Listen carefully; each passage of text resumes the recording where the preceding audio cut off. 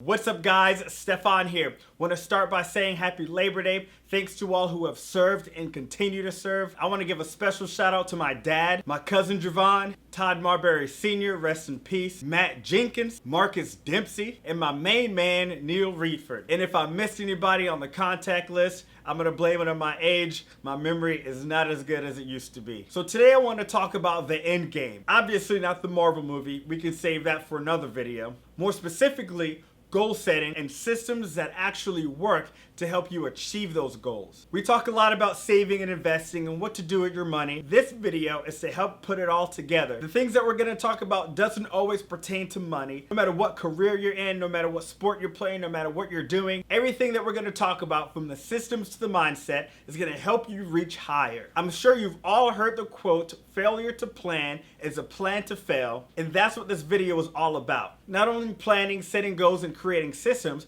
but things that actually work. These are things to help you either get started, or if you've tried some of those things that have failed, will help you restock your arsenal. And as we're going through, remember, there's not just one key to success. It's a whole recipe that takes a village to create. You should always adopt and implement as much as you can. Throw away the things that don't work and repeat the things that do. So the first thing we're going to talk about is having an end game. This may not be the most common way to plan and set goals. It's definitely the way to start. Think about, then write down where you want to be in 30 to 40 and even up to 50 years. One of my goals has always been to own a multi-million-dollar building. Then once you have that goal, backtrack every 5 years, set some checkpoints. So if my plan at the age of 65 is to own a $500 million building, I'm gonna go back 5 years and see where I need to be in order to reach that. Then go back another 5 years to see where I want to be before that checkpoint until I get where I'm at right now. Then when I reach the beginning, I go back forward 10 years. So now every year between those 5 years, I'm setting short-term goals to help me get there. And every 5 years, you reevaluate, see if you're on track, then go forward another 10 years and set those short-term goals to help you get to those 5-year checkpoints. Now, is this going to work out perfectly every single time? No. There's always going to be things that's going to shoot you ahead and even set you back a little bit. Which brings me to number 2, which is your mindset. Having that positive mindset and not always worrying about things you can't even control will go a long way. We spend a lot of time worrying about things that we can't even change. And when we take time worrying about things that we can't change, it takes away time from things that we can change. And I know it's easier said than done, but just like anything else, it takes time. It takes practice. Just like every other muscle in your body, you have to exercise your mind. The more you tell yourself to not worry, the easier it'll get to not worry. It's definitely not something that's just going to turn off. You have to actively communicate with yourself. So the quicker that you can knock yourself out of it, the quicker you can get back on track. Evaluate what happened, learn from your mistakes, and see what you can do to prevent it from happening again. If it is in your control. If it's not in your control, don't worry about it. Move on. Keep pushing.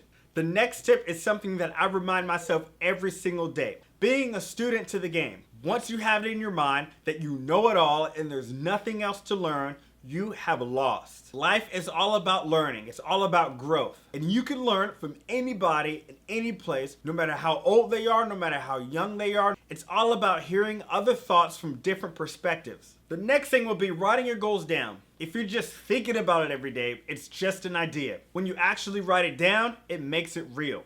Write out your goals, write out your plans, and bring it to life.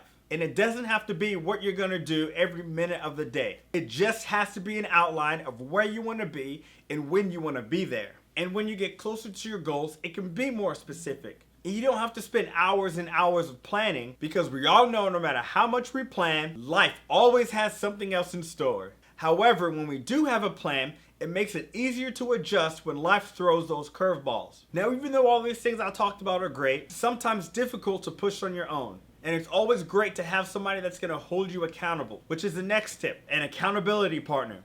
This could be a coach, a sibling, your parents, your aunt or uncle, or even somebody who's on the journey with you. Competition is always great. Your accountability partner should know your goals, should know your timeline to help you stay on track, especially with things that are easy that are 100% in your control. Having this partner is somebody that you cannot go without. Even somebody like LeBron James or Michael Jordan all have coaches, all have a team. Although these players are great, you can't win a game by yourself. And that's how we have to look at it. Like I said earlier, it takes a village. It may not happen tomorrow or even next week, but it will happen. And the more people that you have on your team that has your best interest, the better. And the glue that puts it all together is knowing your why. Like I said earlier when I said having an end game will help you plan, knowing your why is just as important. And it has to be something meaningful. Even if you're just doing something for money, eventually you'll get burnt out and end up restarting and resetting doing something else. Because you can literally do anything to make $1. But when you have these goals and you know your why, that is what's going to help you push through those difficult times. Your why is the reason you wake up in the morning. Your why is what makes those late nights worth it. Your why is what picks you up when you fall. Your why is infinity and not just until you reach 1 million. That's all I have for today. If you have systems that you use, please leave them in the comments. Share them with everybody because that system may be the missing link for another. Thank you guys for watching. Leave a like and subscribe if you enjoy the content and want to support the channel. And like always, until next time.